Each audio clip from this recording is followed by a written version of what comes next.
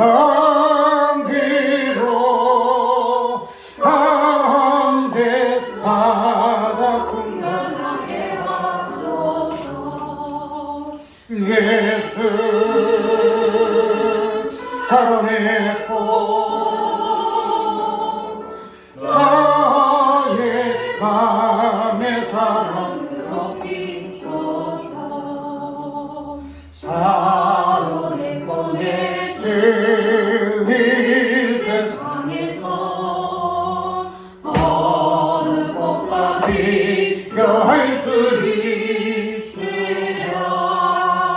나의 삶의 한결같은 은혜와 사랑으로 가득하게 하소서. 예수 살아내고 나의 맘의 사랑으로 비소서.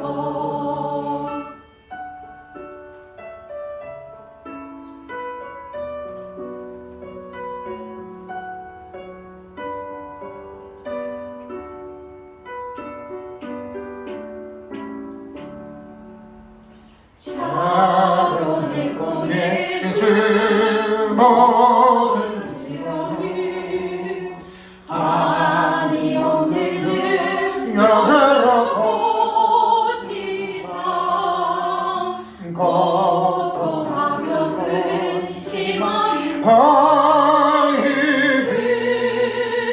애쓰는 소망을 주소서. 예수 살아내고 나의 맘의 사랑으로 비소서. 살아내고 예수께 비소서. 주의 영광이 땅 위에 가득해 사랑하니 주님 앞에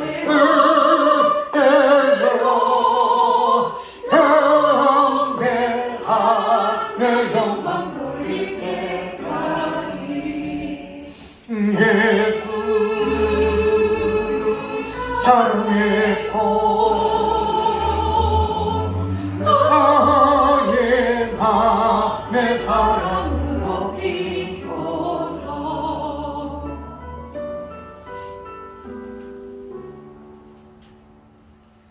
말씀 봅니다.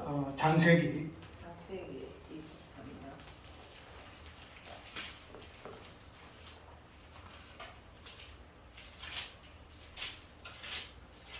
23장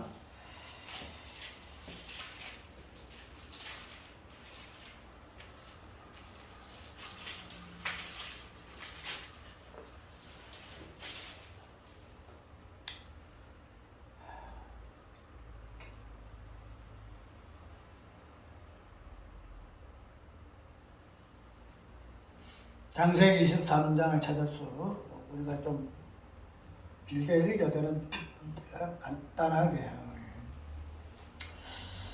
봅시다. 6절부터 내 주여 들으소서. 당신은 우리 중 하나님의 방백이시니 우리 모세 중에서 좋은 것을 택하여 당신의 죽은 자를 장사하소서. 우리 중에서 자기 모실에 당신의 죽은 자 장사함을 금할 자가 없으리이다.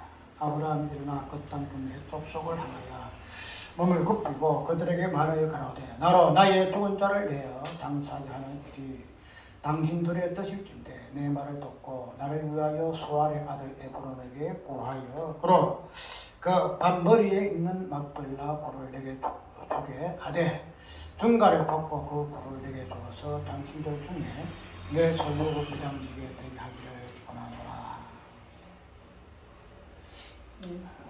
그만큼 읽읍시다. 그만큼 읽고 그 다음에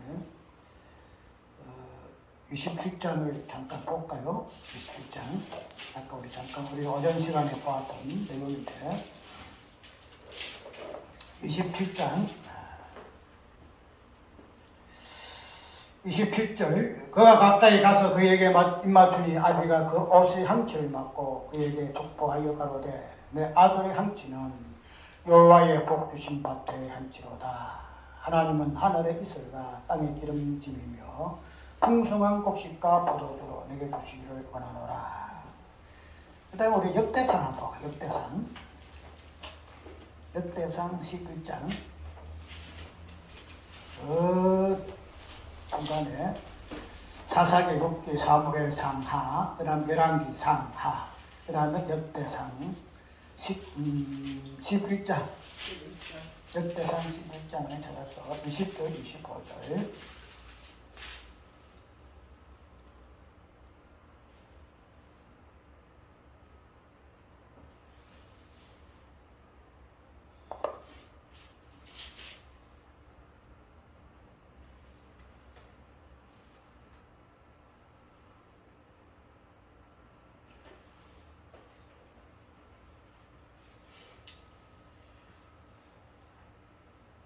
이 본문이 좀 틀리네.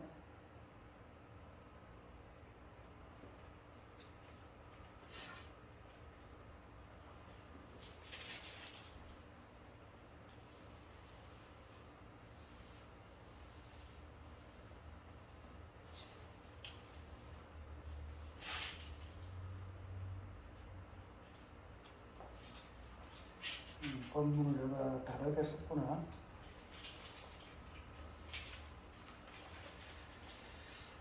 이 본문이 없으면 안 되는데 썼을까? 11장에 본문 넣으네. 20절이 아니고 20절이 아니고 11절부터 봅시다. 11장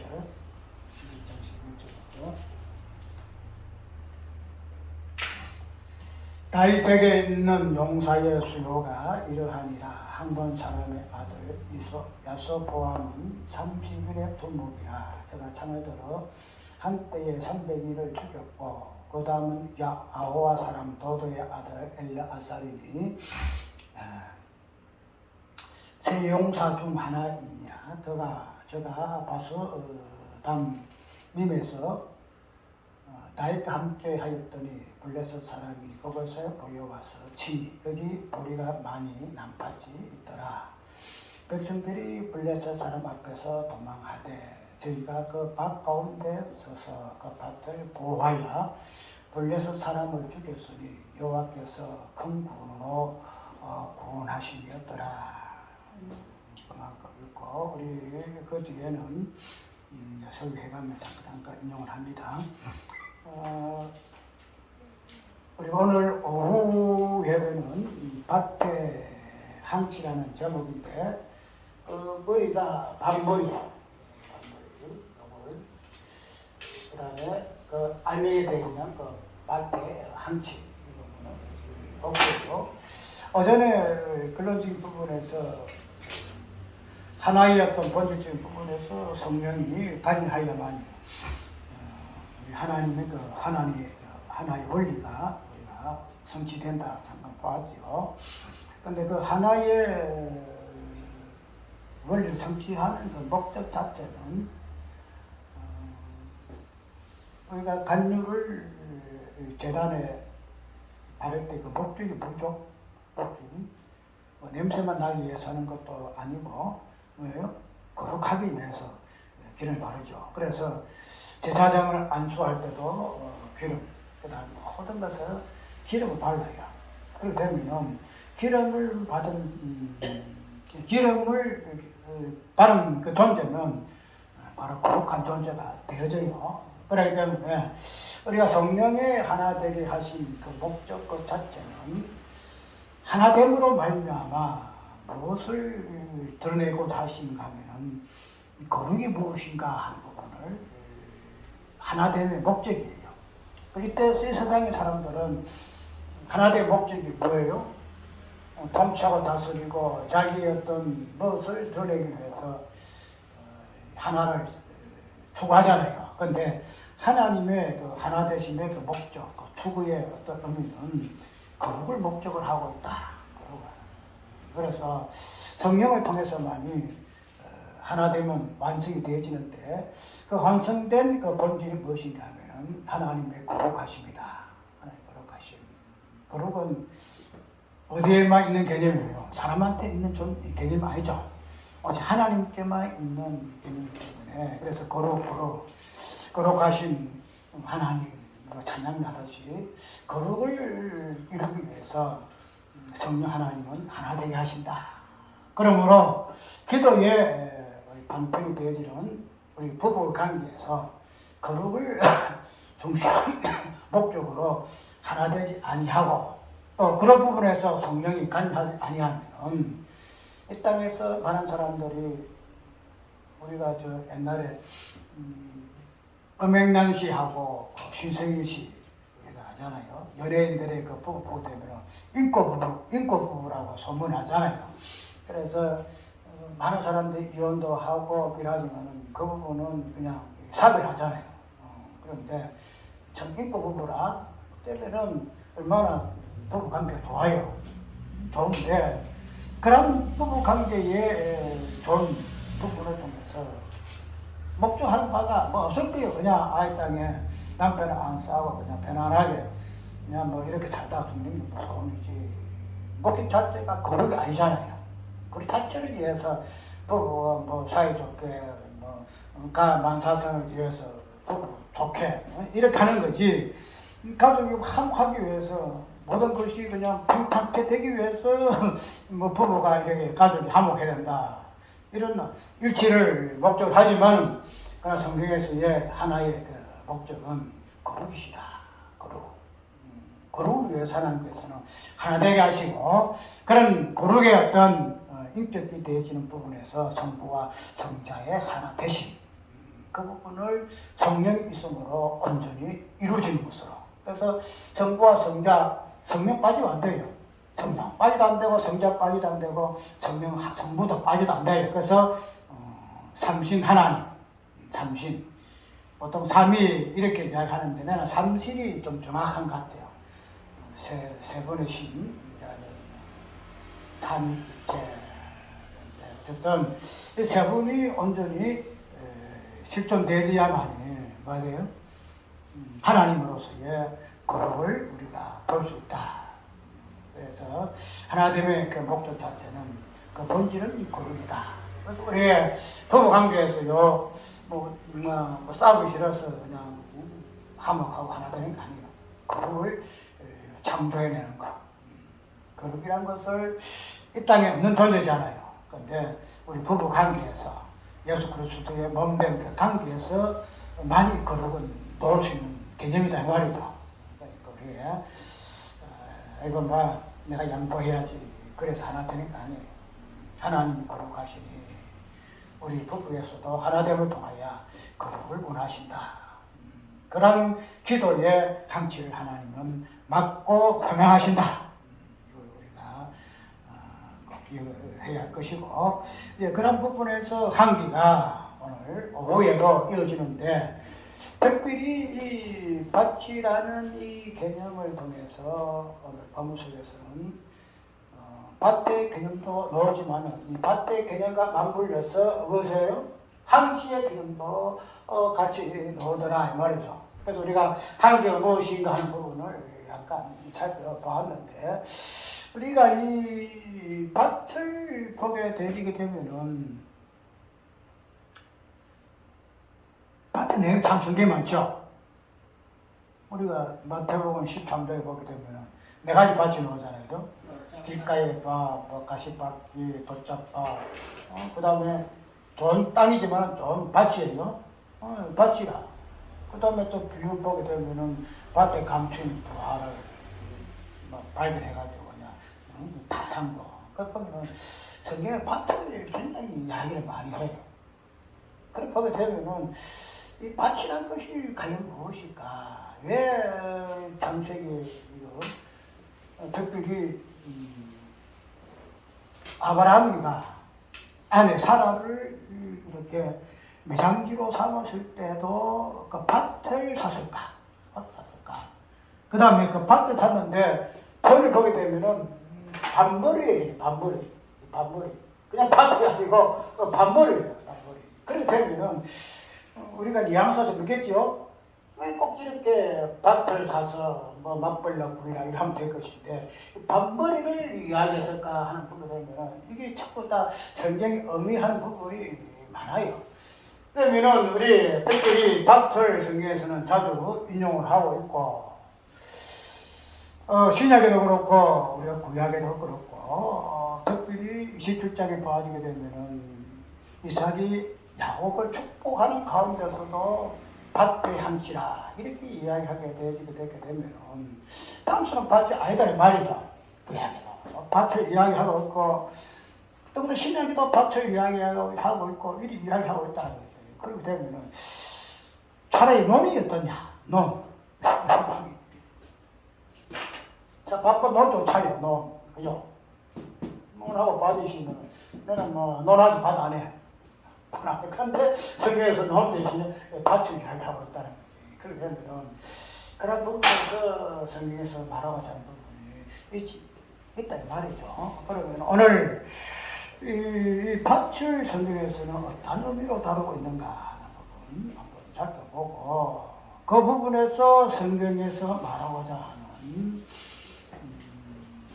하나님 그 일하심 그게 왜 밭이라는 개념을 통해서 설명할 수밖에 없는가 하는 그 부분을 한번 살펴보는 것이 오늘 설교의 요지입니다.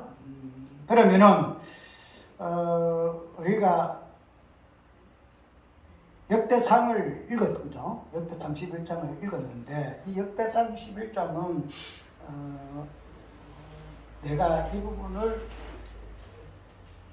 교정하는 설교예요. 이 부분에서 교정하는 설교인데 뭐 특별히 교정이라는 것보다도 조금 더하는 그런 개념으로 오늘 이 설교를 좀 하는 거죠. 그래서 거기에서도 밭의 개념이 나오는데 오늘 본문 속에서는 밭을 이야기할 때 어떻게 묘사를 하고 있는가 하면은 지금 다윗의 용사들이 뭐 하고 있어요?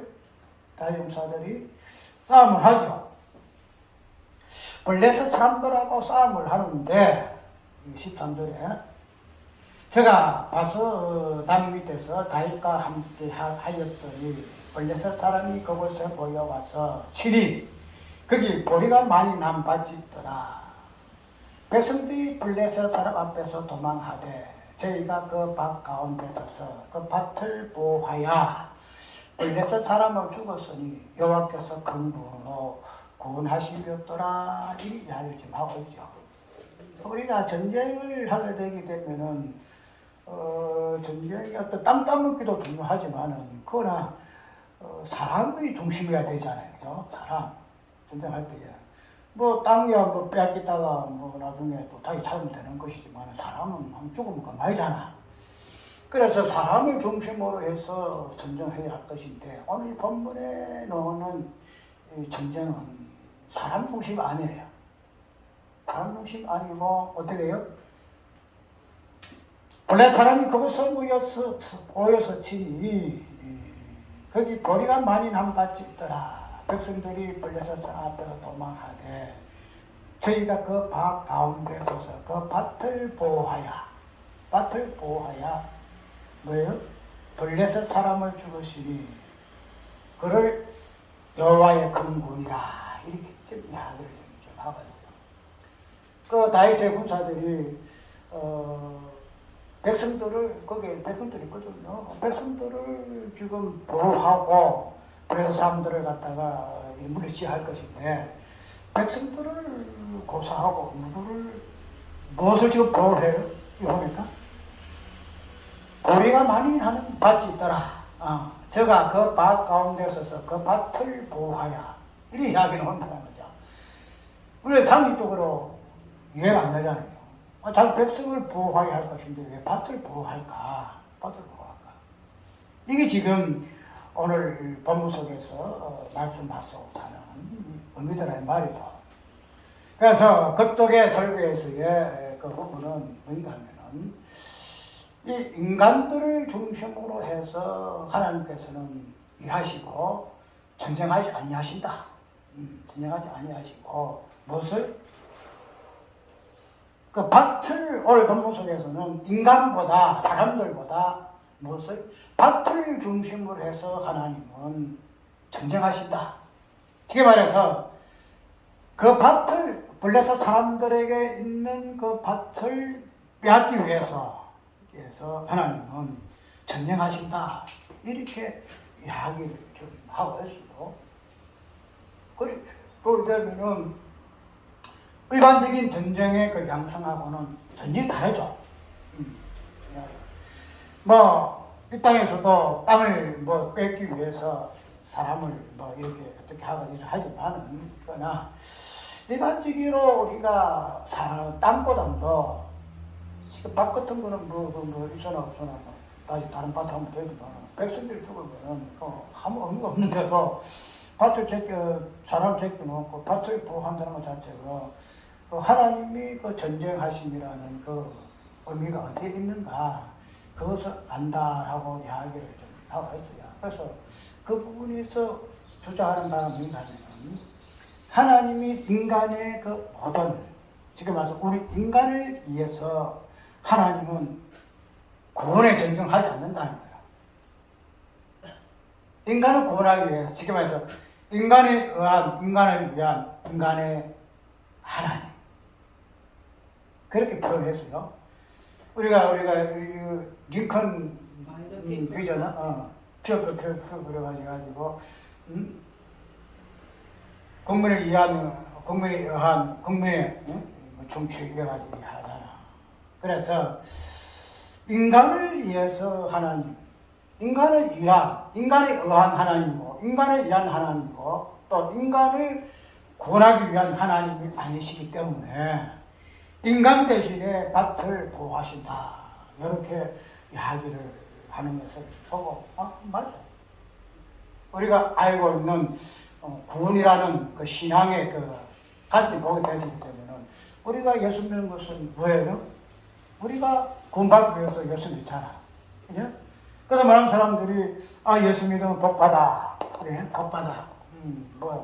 우리가 소원하는 그런 복을 받는 것으로 알고 우리가 신앙생활 하잖아. 일반적인 신앙의 관점 보게 되면은 나의 구원을 위해서, 나의 자식들, 나의 가족을 위해서 내가 신앙생활 한다는 거죠. 그게 목적이 뭔 게 구원이라는 거죠. 그런데 나를 위한 하나님, 나를 위한 예수님 그런 관점에서 이 전쟁을 보서 안 되고 하나님은 우리의 구원을 위해서 일하시고 전쟁하신 하나님 아니시다. 그런 것들이 성경을 보는 관점이에요. 인간을 위한 하나님 아니시다는 거. 그러면은 인간 대신에 무엇을 위해서 하나님이 일을 하시는가? 거기에서 오늘 나오는 것이 밭이에요. 보리가 많이 나면 밭이에요.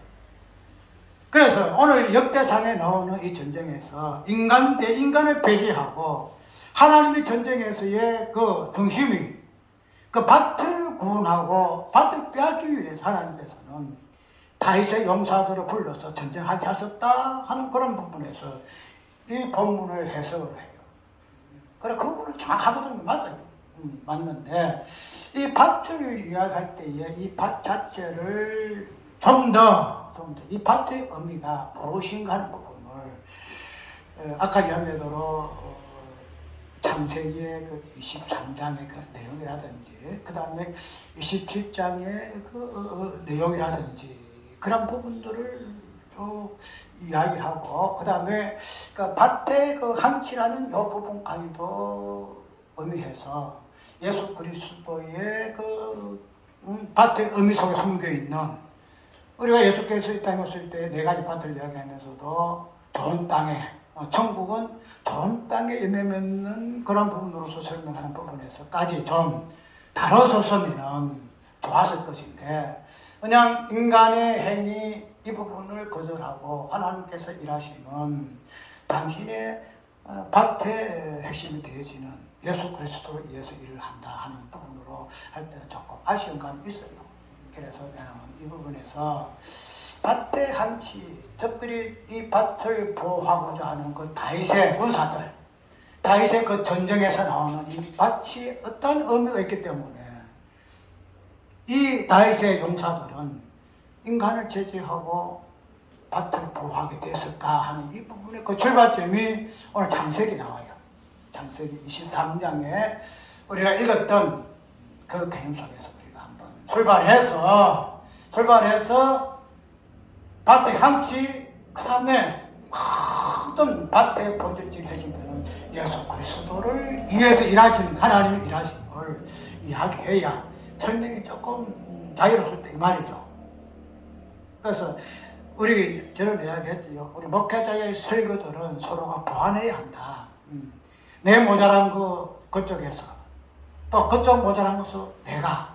그래서 지체가 서로가 조급하고 해가지고 온전한 몸을 이루는 것 같이. 복음 사복음서가 그냥 하나의 복음만 있는 것이 아니고 네 가지 복음을 서로가 조명해서 완전한 복음으로 이렇게 드러내듯이 그런 가지고 우리가 설교를 주고받아야 할 것인데 그렇지 못하다. 왜? 내 복음은 복음이고 네 복음은 내가 복음이다. 이렇게 설명하게 되니까 나는 그게 아쉽다 이 말이죠. 그런 부분은 우리 목회자들이 설교하는 중에서 꼭 취해야 할 자세예요.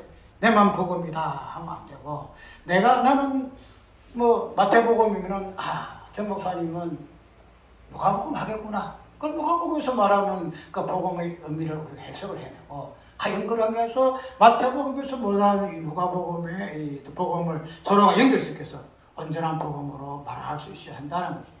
내 취지다 이 말이죠.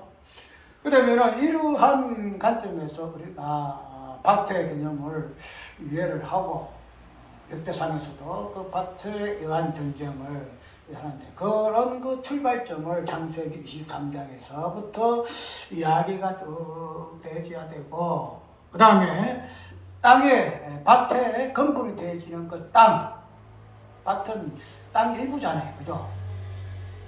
땅은 세 가지 나와요. 세 가지. 땅은 첫째 뭐예요? 산. 그 다음에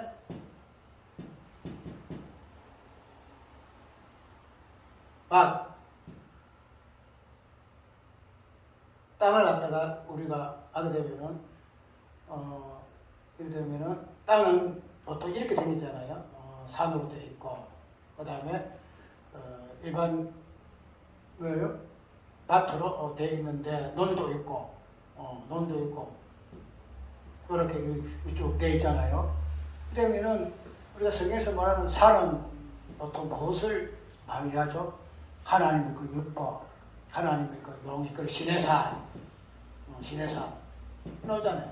하나님의 베나산 올라갈 때에 예수 그리스도 거룩성 이것이 보통 율법을 보여주는 하나님의 어떤 그 부분을 산을 가지고 많이 설명하고 있죠. 또 보게 되면 그 산이 그 땅에서 산은 이렇게 없고 또 밭은 그런 관점에서 성경에서 말하고자 하는 의미가 있다는 거죠.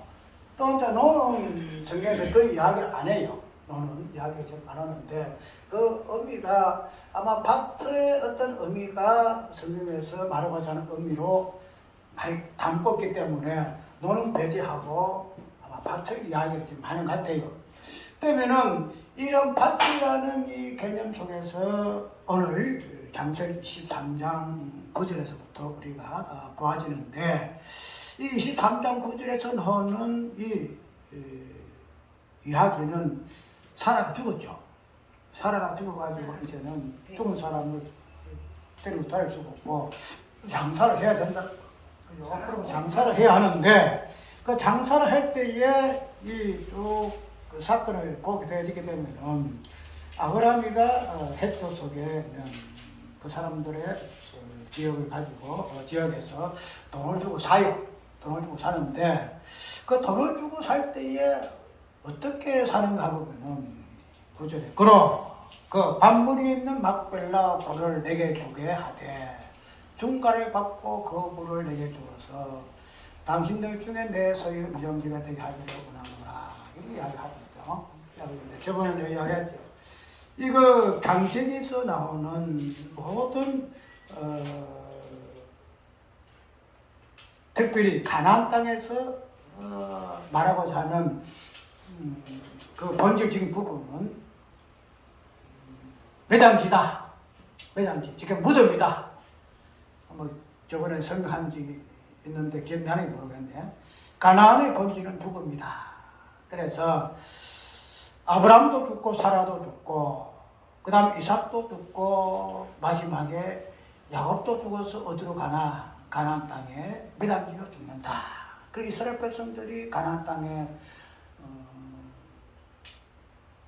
440년이요? 440년 동안 가나안 땅에서 생활한 이유가 그 매장지, 무덤의 본질은 무엇인가 하는 부분을 그들이 알게 하기 위해 하나님께서는 440년 동안 가나안 땅에 애굽 땅에서 거하겠다.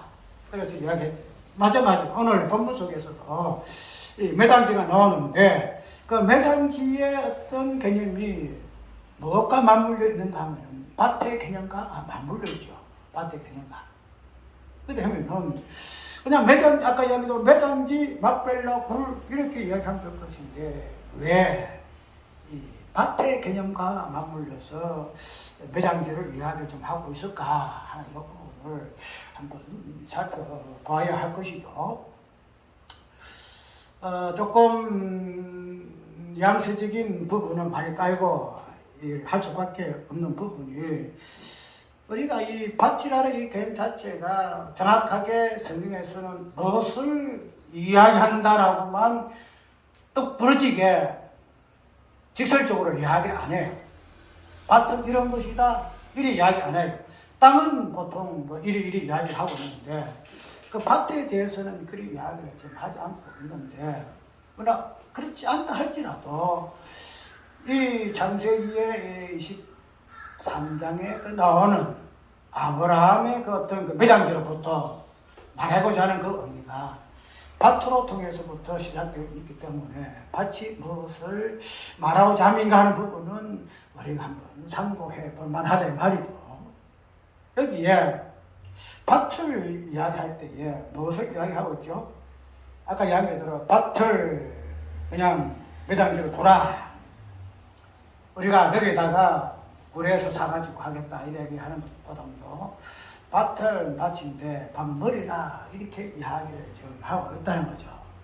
그러면 이런 부분들이 무엇을 성경은 이야기하고자 합니까 하는 부분은 충분히 유추해 볼 수 있겠죠. 아, 이런 뜻에서 이러한 표현을 하고 있구나 하고 있다는 거죠. 그 다음에는 밭의 개념이 무엇인가 하는 부분을 1차적으로 이야기가 되지 할 것이고, 그 다음에 밭 중에 머리의 개념을 가지고 있는 부분으로서의 밭은 과연 무엇을 의미할까 하는 부분도 우리가 살펴보아야 할 것이다 이 말이죠. 특별히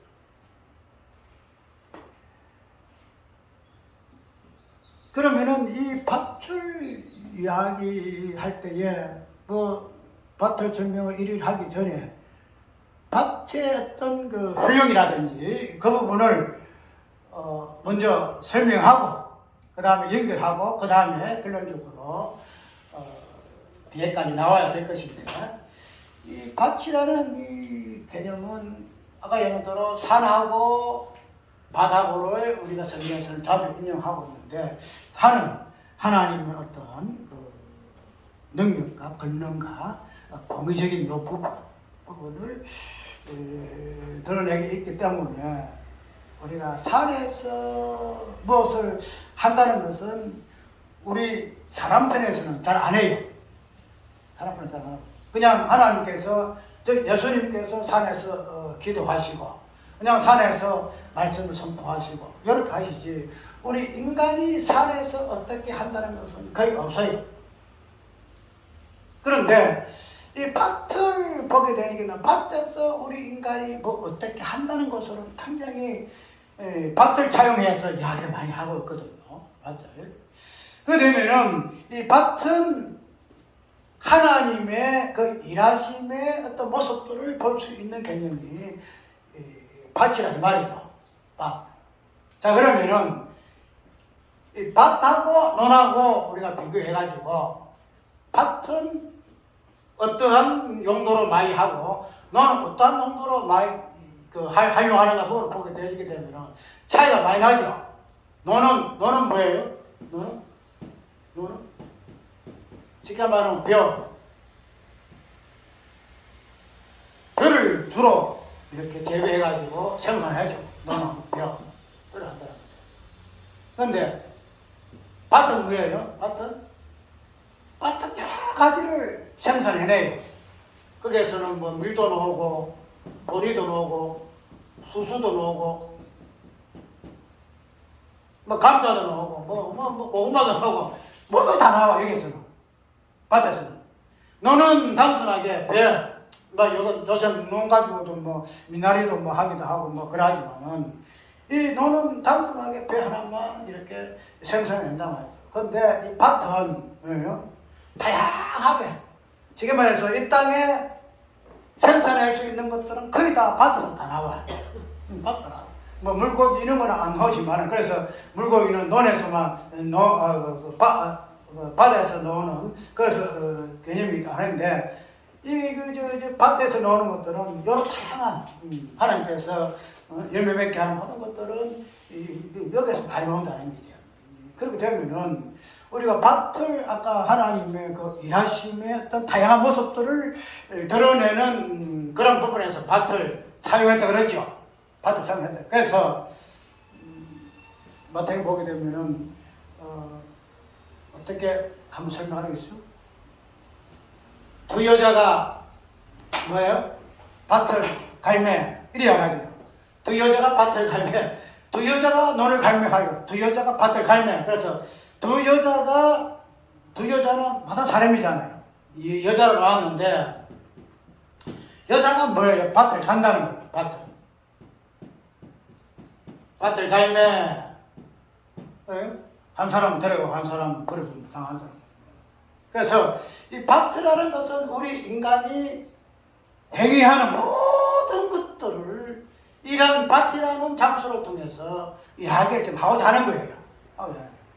그러면은 우리 인간, 즉 사람, 듭을 떠나서 우리 성도들이 활용하고 행위하는 장소가 이 밭이에요. 이 밭. 논이 아니고 산도 아니고 이 밭이에요.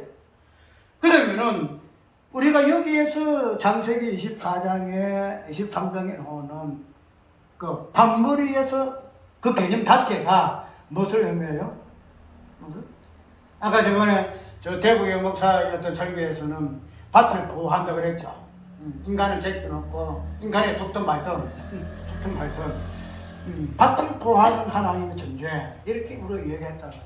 그럼 그 밭 자체가 예수 그리스도거든요. 예수 그리스도. 그러면은 여기에 오늘 표현되거든 밭머리라는 이 개념 자체도 밭머리라는 이 개념 자체도 무엇을 얘기해요? 밭은 밭인데 머리다 이 말이죠. 밭은 밭인데 머리야. 머리. 우리가 머리는 무엇을 이야기해요? 우리가 교회 보면은 교회 머리는 있죠? 우리 몸 보면 꼭 머리가 있어요. 이 머리가 없으면은 밭 아무 의미가 없어요. 그래서 오늘 창세기 23장에서 나오는 이 매장지도 무엇을 깔고 있죠? 밭머리, 밭을 깔고 있는데 그냥 밭이 아니에요. 머리의 개념을 가지고 있는 밭이더라. 그 밭머리에 있는 그 배장지, 막벨라 굴을 나에게 파서, 그래서 굴에다가 뭐예요? 장사하죠. 장사한단 말이죠. 그러면은 이 매장지, 막벨라 굴의 어떤 개념은 어디에서? 밭에 있어요. 밭에. 특별히 머리 되는 밭을 안에 있는 개념이 뭐예요? 매장지고 그 다음에 무덤대 말이죠. 무덤대 말이에요. 그래서 오늘 본문 속에서 말하고자 하는 창세기 저자는 왜 아브라함이가 누구 아들이야? 에브론의 소알의 아들 에브론의 그 땅을 사대 왜 밭머리에 있는 이 땅을 사가지고 매장지로 무덤으로 만들었을까 하는 이 부분을 지금 말하고자 하는 이 부분을 말이죠. 여기도 머리는 누구예요? 예수 그리스도야. 예수 그리스도. 우리의 머리 되시는 예수 그리스도. 그 밭을 성도의 모든 존재로 볼 것 같으면 그 밭의 머리 되는 우리의 머리 되는 예수 그리스도를 이야기 좀 하고 있다. 그래서 그 부분이 연관되어 있는 부분이 뭐예요? 매장지 무덤이더라. 무덤이다 말이죠. 그래서 이 아브라함이가 좀 헤브론의 땅을 산 이 땅은 밭머리에서의 속해 있는 무덤, 즉 밭의 머리가 되는 예수 그리스도를 설명하고 있는 그 무덤, 막벨라 굴, 그거를 이야기하고자 해서 이 밭머리의 개념을 좀 사용하고 있다는 거예요. 밭머리. 그러면 이러한 부분들이 이제 27장에 나가게 되면은 이삭이 어떻게 또 설명하고 있죠? 자기 아들을 축복하잖아요. 축복할 때에 무엇으로 설명하고 있죠? 내 아들의 옷의 향취는 여호와의 복 주신 밭의 향취로다. 밭의 향취로다. 밭은 밭인데 밭에서 향취가 나. 향취가 났더라고요. 우리가 뭐 더 설교가 필요 있을까? 이 말을 의미하는 바가 뭔가? 밭도 밭인데 향취가 난다는 게 향취가. 그러면은 우리가 이 부분에서 살펴볼 부분이 뭔가 하면은 이삭이가 자기 아들을 축복할 때에 밭의 향취라고 이야기하고 있는 부분에서 아브라함이가 밭머리에서 그 개념하고 밭의 향취의 개념하고의 그 연결점을 우리가 찾아봐야 할 것이죠. 아까 우리가 향기는 뭐라 그랬죠? 그런데 혹시 냄새라 그랬죠? 냄새. 있었어요? 이 냄새야. 냄새는 향기다 이 말이에요. 향기. 그러면은 이 밭의 향취라는 이 향기가 무엇을 의미하는가? 우리 향기도 많잖아요. 향수 내가 얼마나 많아요. 내가 좋아하는 향수는 무엇인가? 여자들은 보통 요새 남들은 많이 하는데 여자들도 향수는 많이 뿌리잖아요. 그 향기가 무엇인가를 부분에서 이삭이 말하고는 밭의 향취는 과연 무엇일까?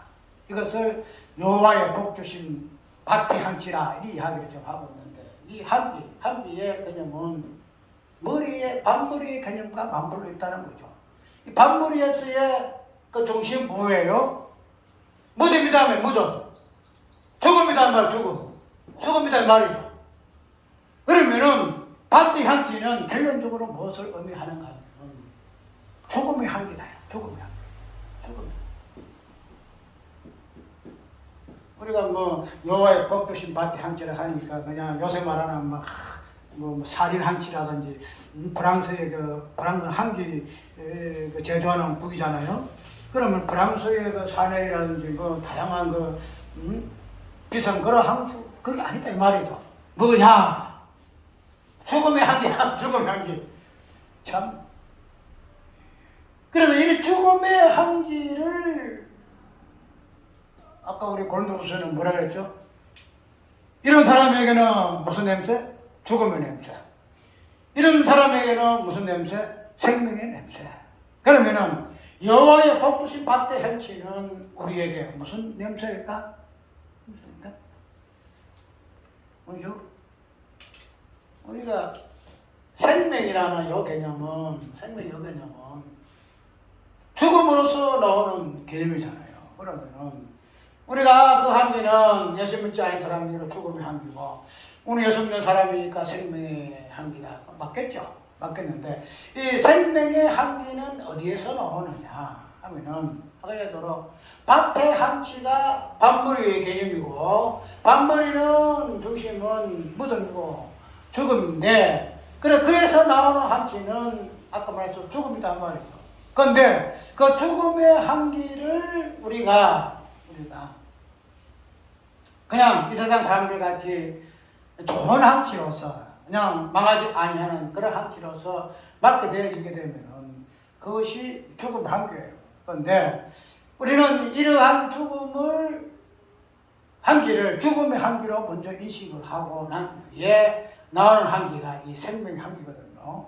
그러면 여호와의 복주신 밭의 한기라는 그 개념은 일단은 출발은 뭐예요?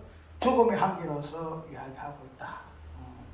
그래서 야곱이가 받았던 그 장자의 복, 그 어복 자체, 옷의 한치로 되어 있거든. 옷의 한치가 나오는데 그 옷의 한치의 본질은 무엇인가 하면 죽음이더라.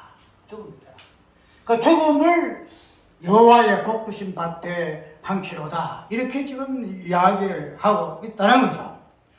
그러면은 아까 이야기대로 우리가 밭의 머리로 우리는 먼저 예수 그리스도를 이해를 한다는 거죠. 예수 그리스도를 이야기하는데 이 방불이 되는 예수 그리스도를 우리는 일반적인 부분에서 한치의 개념으로 이해를 해야 할 것이다.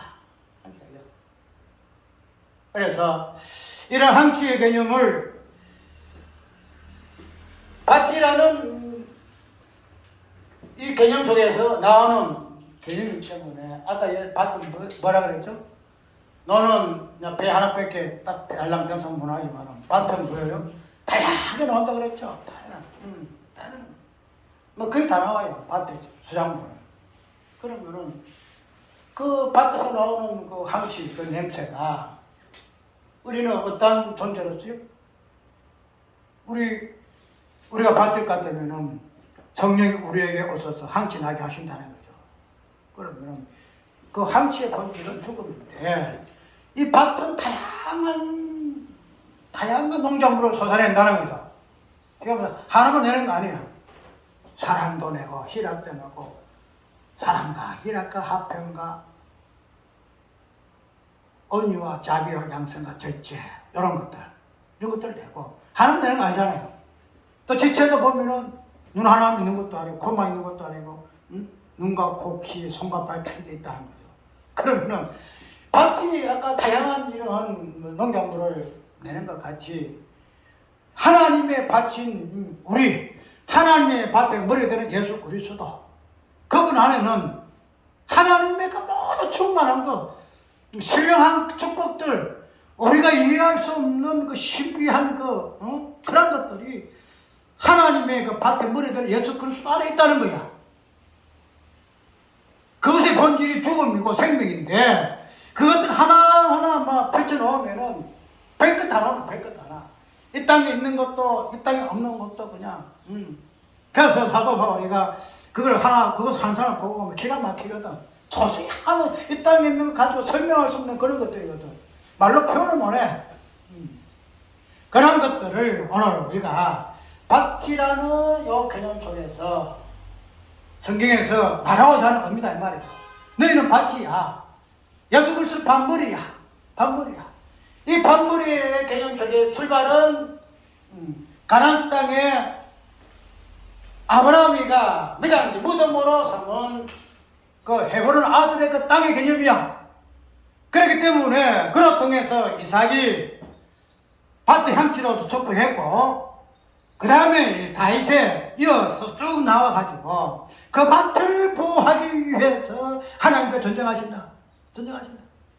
우리 인간을 뭘 위해 전쟁하신 거 아니다. 하나님은 밭머리 되는 예수 그리스도 그분을 보호하고 그분이 생산해내는 다양한 열매들 그런 것들을 하나님은 그냥 지키신다 이거야.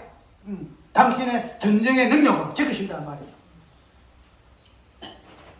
오늘 우리는 이런 하나님의 지키시는 그 보호 아래 우리가 하나님의 밭으로서의 주께서 우리에게 생산하기도 하는 그 풍성한 열매들을 생산할 수가 있다는 거예요. 우리 단순히 우리 인간의 욕심, 나의 어떤 이기지김, 어떤 욕망 이런 것들을 하나님께서 지키시는 인간을 위한 인간을 위한 인간은 하나님 아니다. 그래서 그 표현은 참 잘한다 싶어 내가. 힘을 잘하네. 맞아.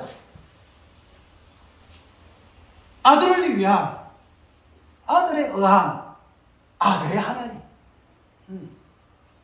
하나님. 그런 하나님이지.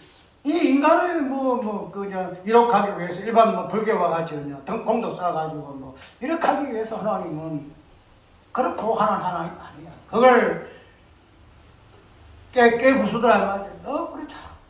아멘. 근데 아까 이야기대로 이러한 부분을 좀 깊이 들어가가지고 마지막에 우리 성도의 모습 속에서 밭의 개념이 나오고 그 성도의 머리에 되는 밭머리의 개념이 나오고 그 다음에 성령을 통해서 우리 밭의 성도인 그 항치가 어떠한 다양한 소산물로 나오는가 하는 부분까지 좀 주었으면 좋았을 것이다. 그래서 서로가 보완하자. 오늘 간단한 내용이지만 주의 성령께서 이러한 약속에 따라서 이 땅에 오셨어요. 그것은 기도의 어떤 전체적인 부분을 이루기 위함이고 기도의 본질이 되어지는 항기 그 부분을 드러내기 위함이고 그 항기가 밭의 항치로서 특별히 계시록에 보아지는 기도로 함께 올라가는 항기로서 주님이 받으시고 헌명하시는 그 기도 의미로서 성령이 이 땅에 오셨다 하는 이 부분 그런 부분으로 우리가 오늘 하나됨의 그 목적 속에서 기도가 무엇인가 그 기도 속에서 나오는 항기의 그 의미가 무엇인가 그 부분에서 밭의 항치로서 성경에서 말하는 그 항치가 무엇으로부터 시작돼서 우리에게 말씀하고자 하는가 하는 부분 그래서 복음서에서도 밭을 비유로 하는 것들이 굉장히 많다. 천국을 밭으로 이야기하는 것이 많다 하는 이 부분까지 우리가 한번 살펴보았는데 또 우리는 성경 하나하나 보더라도 좀 깊게 연결을 해서 하나로 꿰뚫을 수 있는 이러한 은혜가 우리에게 있어야 할 것입니다. 오늘은 결론적으로 성령의 항치적인 부분이 사도행전에 나오는 정인이라는 이런 개념보다도 남자와 그 여자 그렇게 보면 사도행전에 나오는 땅끝까지 이 개념이 뭐예요? 남자와 여자 같아. 남자 여자 땅끝 같아. 그 성령은 땅끝까지 정인되기 위해서 뭐죠? 이 땅 오셨잖아. 그러면은 성령은 남자 여자를 통해서 복음을 전거해. 땅끝까지 저 아프리카 가도 돼. 내가 이러고 있는 부부 관계 속에서 땅끝이 의미가 되어지고 하나님께서 내 부부 관계 속에서 내 복음의 향취를 전해지를 원하셨다. 하게 되면 우리가 이 하나 부부 되게 하는 이유 성령의 신앙 안에서 하나 되게 한 것이 얼마나 감사한지 몰라요. 그래서 이게 귀하게 서고 여기고 내 부부 관계에서 하나님 모든 것들은 성취된다. 우리가 이 밭이라는 개념 속에 남자 여자가 다 들어있다. 그 안에 성도가 있다. 그렇게 되면은 하나가 점이 툭 떨어지면은 파장이 해서 물방울 뭐랄까 동심의 쫙 연못이 퍼져가듯이 성경을 멀리서 보게 되고 멀리 또 하나로 전부로 볼 수가 있고 이렇게 되어있음을 우리가 볼 수가 있습니다. 저는 오늘 장세히 이 말씀을 통해서 역대상의 말씀을 통해서 고린도후서 2장을 통해서 계시록에 있는 말씀을 통해서 기도와 항기가 무엇인가 성령께서 왜 이 부분에서 간섭할 수밖에 없는가 하는 이 부분 그 부분을 오늘 우리 부부 관계 속에서 남자 여자 관계 속에서 하나님은 기도의 한계를 맡기를 원하신다 하는 부분 꼭 기억해서 이런 부분을 우리의 일상의 삶에서 성취하는 주의 백성 되기를 축원합니다.